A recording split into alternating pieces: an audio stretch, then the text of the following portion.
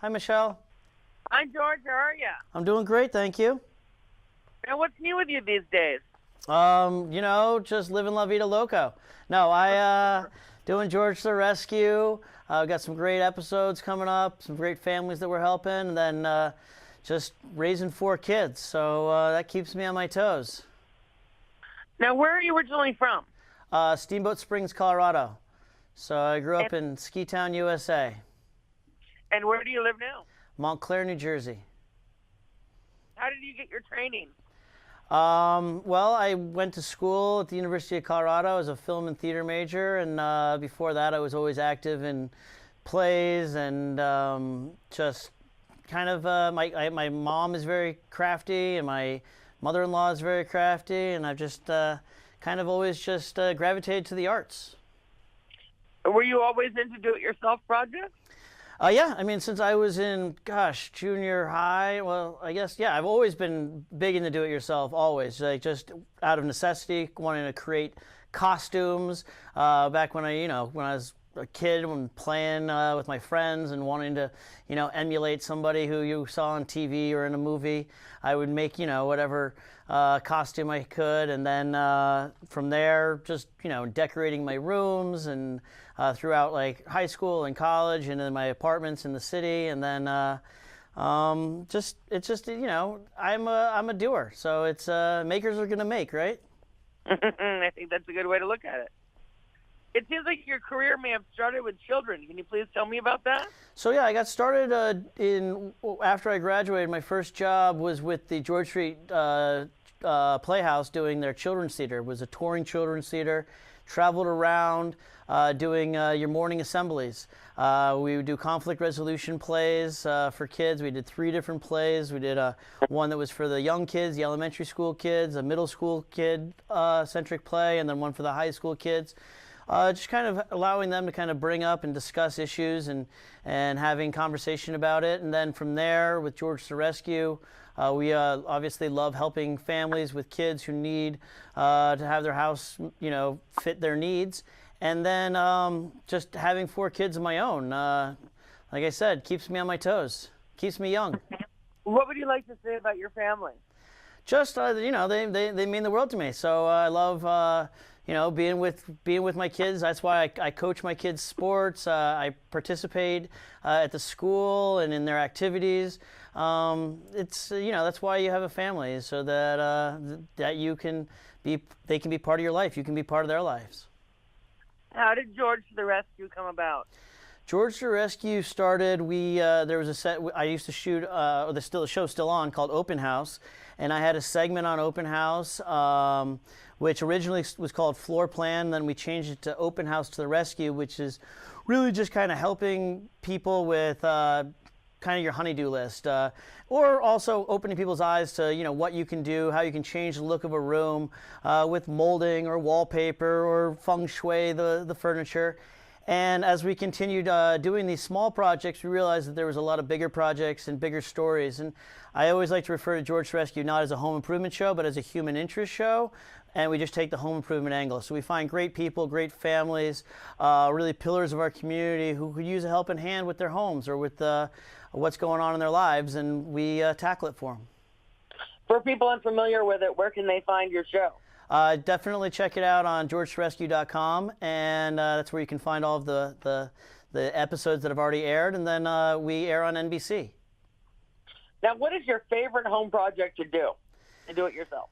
My favorite do-it-yourself home project? Well, my first few summers in high school and college, I guess for a couple of summers, I was a painter. So I'm a big do-it-yourself painter.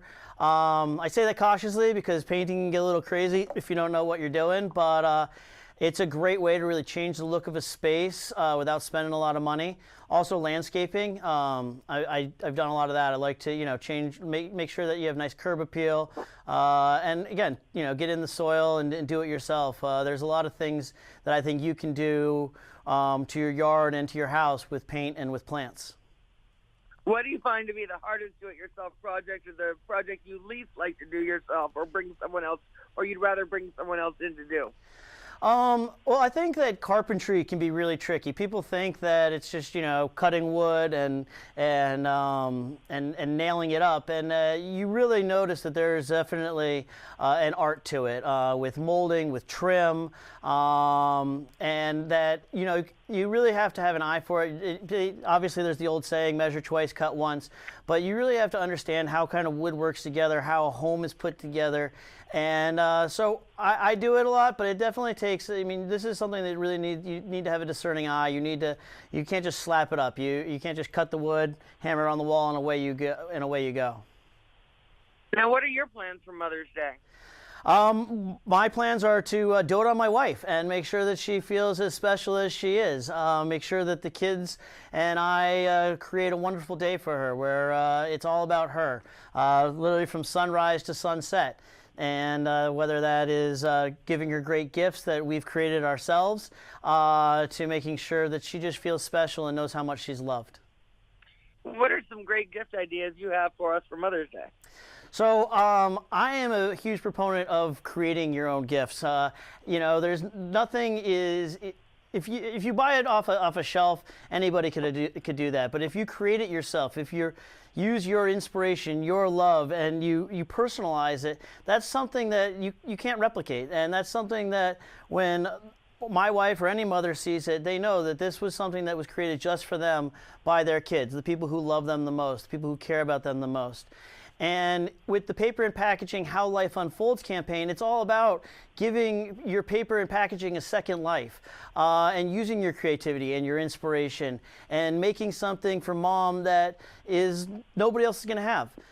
There's all different ideas. We have a couple examples right here. You have a gift box light box, which is really as simple as taking a standard gift box, cutting out the middle of it, using some translucent paper, putting an inspirational note or a loving note for mom on it, use some holiday lights behind it so that every time she sees it, she gets a big smile on her face. Another easy one is a chip canister that we've glued paper straws to, wrapped with some twine. Very elegant, easy breezy vase to make for mom. A makeup holder made from the cardboard tubes you find in paper towel and toilet paper rolls. You cut them in different sizes, you glue them onto a cardboard circle, use paper to kind of decorate it. Whether it's colorful or patterned paper, textured paper, all of that is really going to give life to these rolls and make your makeup holder really something special, something that mom is going to use every day. And then the folding top milk carton vase, which is really easy to create. You basically take a folding top milk carton, you cut it in half, use some masking tape. You can put the tape on in any different pattern, whether it's horizontal, diagonal, vertical stripes, whatever, and then you can paint on it, then pull the tape, put new tape, reapply the tape where the paint is so that you get that contrasting colors. Glitter tape, glitter glue, all those different things you can find at craft stores to kind of really personalize it and make it pop.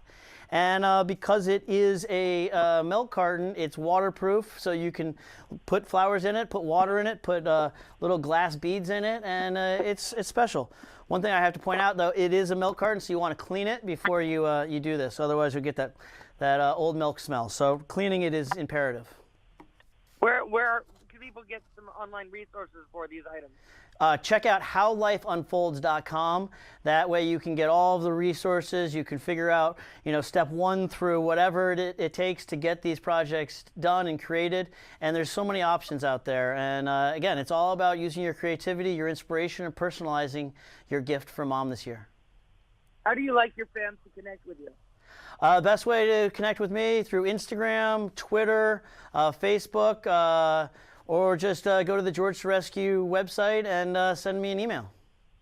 Is there anything else you'd like to add? Just make sure that you take care of mom this Mother's Day. Show her the love. She's the hardest working person in your family. She's the one that she's the glue, keeps everyone together, keeps your clothes clean, your house clean, you clean, and it all comes from her heart. So make sure that you dote on her this year. That's a loving, great tip. Thank you so much. Good luck to you with everything. Thank you.